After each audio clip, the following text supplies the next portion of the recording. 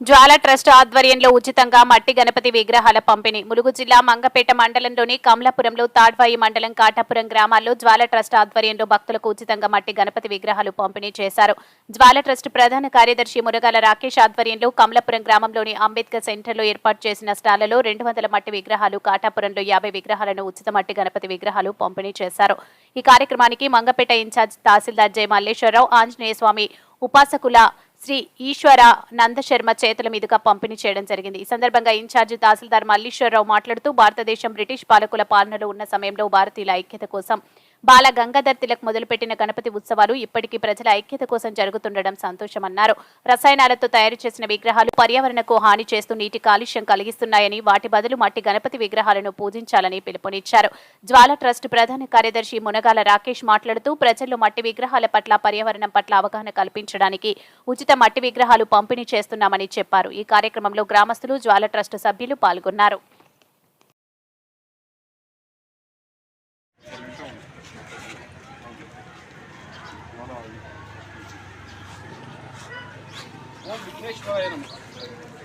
సకల విఘ్నాలకు అధిపతిటువంటి వినాయకుడికి నా నమస్కారాలు.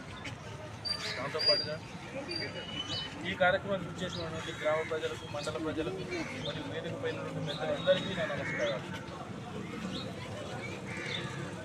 మనం అనాదిగా గత వేల సంవత్సరాల నుంచి వినాయకుడిని పూజ చేసుకుంటాం. ఏ పని మొదలుపెట్టినా ముందుగా వినాయక పూజతోనే స్టార్ట్ చేస్తాం. 1893 సంవత్సరంలో బాలగంగాధర్ తిలక్ గారు మొదటిసారిగా ఈ వినాయక చవితి ఉత్సవాలని పబ్లిక్ స్పేస్లో, అంటే బహిరంగంగా విగ్రహాలు పెట్టి చేసుకునేటువంటి కార్యక్రమం చేపట్టారు. అంతకుముందు కూడా మనం పూజ చేసుకునేవాళ్ళం, కాకపోతే ఎవరింట్లో వాళ్ళు చేసుకునేవాళ్ళం. ఈ విధంగా బహిరంగంగా చేయడం వల్ల ప్రజల్లో ఐక్యత పెరుగుతుంది.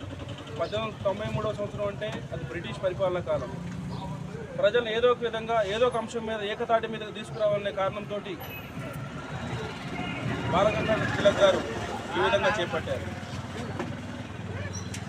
ఆ విధంగా చేపట్టినటువంటి ఉత్సవాలను నేటికి కూడా మనం కొనసాగిస్తున్నాం. మన హిందూ పండుగలు ఏవైనా కావచ్చు, అన్ని ప్రకృతితోనే.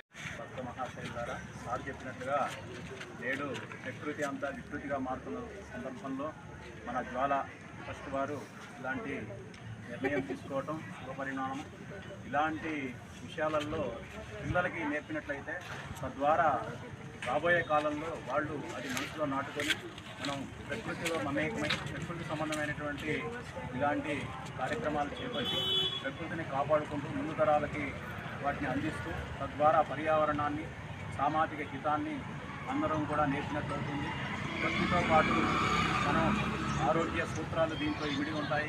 తద్వారా కాలుష్యరహితంగా ఈ సమాజం ఉంది. అందరికీ కూడా ఆరోగ్యము, ఐశ్వర్యము, అలాగే తిరిగి తద్వారా అందరూ కూడా ఆరోగ్యకరమైనటువంటి సమాజంలో, ఆరోగ్యకరమైన వాతావరణంలో ఉండటానికి దోహదం చేస్తుంది. కావున మన యొక్క హిందూ ధర్మంలో ప్రతి పూజలో కూడా ప్రకృతి పరంగానే ఉంటుందని సారు సెలవిచ్చారు. అది నిజంగా సత్యవంతమైనది. అదేవిధంగా ఈ యొక్క ప్రకృతిలో మనం చేపట్టేటటువంటి కార్యక్రమాలన్నీ కూడా కాస్మెటిక్ ఎనర్జీని మరింత ఉత్పత్తి చేసి తద్వారా ఈ యొక్క రేడియేషన్ బాగు నుంచి మనం రక్షించడానికి ఈ యొక్క ప్రకృతిపరమైనటువంటి ఈ యొక్క పూజా ద్రవ్యాలను ఉపయోగించడం, తద్వారా మనలో ఉన్నటువంటి అనారోగ్యమైనటువంటి కారణాలన్నీ కూడా పోతాయి. కావున ప్రసాదంలో కానీ, తీర్థంలో కానీ, పూజలో కానీ ప్రకృతిపరమైనటువంటి వాటిని వాడదాము. అదే మట్టిలోంచి అన్నీ పోతాయి, మళ్ళీ మట్టిలోంచి అన్నీ పోతాయన్న తత్వాన్ని గణపతి తత్వం తెలియజేస్తుంది. కాబట్టి ఏదైనా మనం పుట్టడం, పెరగటం, లీనమవటం, ఈ మూడు కూడా తత్వాన్ని గణపతి పూజలో మనం తెలుస్తుంది. కావున ప్రకృతిని రక్షిద్దాము, పర్యావరణం రక్షిద్దాము, భక్తిభావంతో ధర్మ మార్గంలో సంచరిద్దాము. అందరికీ కూడా గణపతి నవరాత్రి ఉత్సవాల సందర్భంగా చవితి శుభాకాంక్షలు తెలియజేస్తున్నాం. దేవుడు గణేష్ మహారాజ్. తల్లి పార్వతి తొలిసారిగా పసుపుతోటి వినాయకుడి విగ్రహం చేసి ప్రాణప్రతిష్ఠ చేసింది. పసుపు అంటే ఎంత శుభప్రదమైందో మనందరికీ తెలుసు. అలాంటి పసుపు వినాయకుడు నుంచి మొదలుపెట్టి నేడు మనం విషతుల్యమైనటువంటి రకరకాల కెమికల్స్ అంటే ప్లాస్టర్ ఆఫ్ ప్యారిస్ కావచ్చు, దానికి వేసే రంగులు కావచ్చు, ఏదైనా అన్ని విషయమే అంత శుభప్రదంగా పూజించేటువంటి వినాయకుడిని ఈరోజు మనమే విషతుల్యం చేస్తున్నాం. అందులో సందేహం లేదు.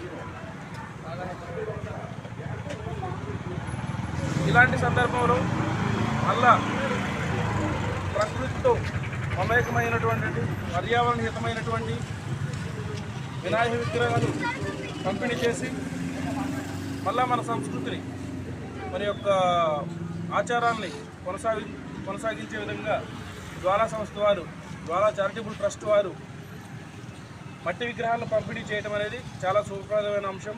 ఆహ్వానించాలి, అందరూ తప్పట్టు పెట్టాలి.